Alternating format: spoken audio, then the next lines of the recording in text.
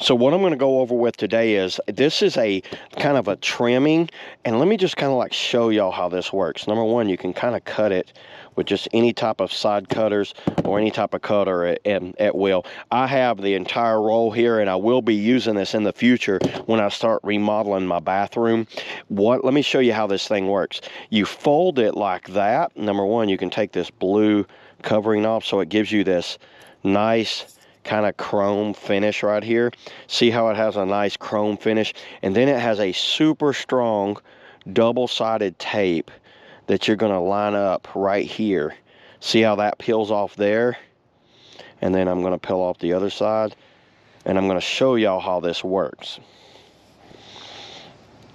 So what you're going to do is fold this like this, and then I'm just going to show you right here. So let's say that's a gap right there, right?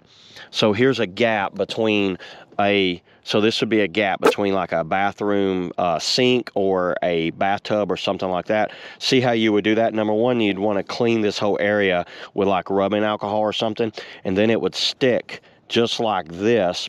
One side would stick there, one side would stick there, and it's kind of like some trim that you would trim out. So you could easily trim out the entire bathroom and not have to use caulk or anything like that.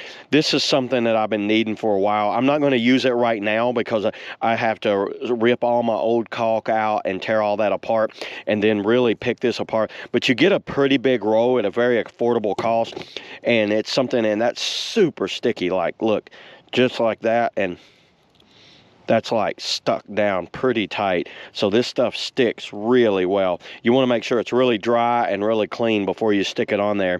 And then once it's on there, it's not going to come off. You're going to have to get something to peel this stuff off. Can you?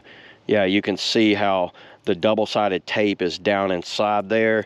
And that's like a little chrome. Looks like aluminum.